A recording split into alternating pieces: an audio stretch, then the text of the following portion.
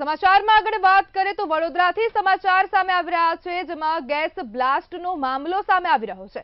તો વડોદરાથી આ સમાચાર સામે આવ્યા, જેમાં સુંદરમ આઇકોનના ટાવરમાં ગેસ બ્લાસ્ટ થયો છે। તેને લઈને હવે વાઘોડિયા રોડમાં આવેલ આઇકોન ફ્લેટ્સની આ ઘટના છે। આઇકોન ફ્લેટ્સમાં ગેસ બ્લાસ્ટ થયો અને આઇકોનના સી ટાવરમાં આવેલ પ્રથમ માળે ગેસ બ્લાસ્ટ થયો છે। ત્યારે ગેસ પાઇપલાઇનમાં લીકેજને કારણે આ દુર્ઘટના સર્જાઈ હતી। વડોદરાથી આ સમાચાર સામે આવ્યા। દુર્ઘટનામાં ફ્લેટમાં રહેતા મિતુલભાઈને ઈજાઓ પહોંચી છે અને ગેસ બ્લાસ્ટનો આ મામલો સામે આવ્યો, જેમાં હવે જે ફ્લેટમાં રહેતા માલિકને પણ હવે ઈજાઓ પહોંચી છે અને ઈજાગ્રસ્તને સારવાર અર્થે હોસ્પિટલ ખસેડવામાં આવી રહ્યા છે। તો ગેસ બ્લાસ્ટના કારણે મકાનમાં જે સામાન છે તેને ભારે નુકસાન થયું છે। ગેસ લાઇનમાં લીકેજને લઈને ફ્લેટ્સમાં અફરાતફરી ફેલાઈ છે અને ગેસ બ્લાસ્ટ થતા જે રહીશો છે તેમાં અફરાતફરીનો માહોલ સર્જાયો છે અને વહેલી સવારે થયેલા ધડાકાને પગલે હવે સ્થાનિકોમાં ભયનો માહોલ ફેલાયો છે। જ્યારે ગેસ વિભાગના અધિકારીઓ દ્વારા તપાસ હાથ ધરવામાં આવી।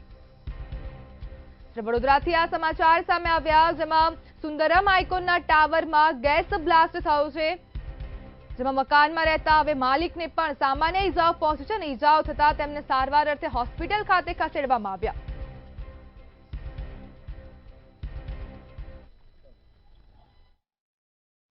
વડોદરા શહેરનો વિકાસ કૂદકે ને ભૂસકે વધતો જાય છે અને એના કારણે મહાનગરપાલિકા દ્વારા અનેક વિસ્તારોમાં નવી ટીપીઓની જાહેરાત કરવામાં આવી છે। શહેરના પૂર્વ વિસ્તારની અંદર વાઘોડિયા રોડ ખાતે અનેક બિલ્ડિંગો બની છે અને તેમાં હાલ લોકો રહેવા પણ આવી ગયા છે। ત્યારે વડોદરા શહેરના વાઘોડિયા રોડ પર આવેલ સુંદરમ આઇકોનમાં એક અજીબો ગરીબ ઘટના બની, જેને લઈને શહેરમાં આજે ચર્ચા જાગી છે। વાત જાણે એમ છે કે સુંદરમ આઇકોનના સી ટાવરમાં ઘર નંબર 101 ની અંદર જે વડોદરા ગેસ લિમિટેડ દ્વારા ગેસનો જે ઘરેલું જથ્થો છે એ પૂરો પાડવામાં આવે છે અને વીજીએલ દ્વારા જ આ તમામ વિસ્તારમાં જે પણ નવી બિલ્ડિંગો બની છે, બિલ્ડિંગોની અંદર આ જ પ્રકારે વીજીએલ દ્વારા ગેસ લાઇન નાખવામાં આવેલી છે, જેને લઈને અહીં રહેતા સ્થાનિક રહીશોને ગેસનો પુરવઠો મળી શકે અને તેને લઈને તેઓ પોતાનું જમવાનું અને બીજી જે કામગીરી છે રસોડાને લગતી તે કરી શકે। ત્યારે આ સી ટાવરની અંદર આજે સવારે અચાનક જ એક પ્રચંડ ધડાકો થતા ઘરની અંદર રહેલો તમામ સામાન જે છે એ અસ્તવ્યસ્ત થઈ ગયો હતો। અલબત્ત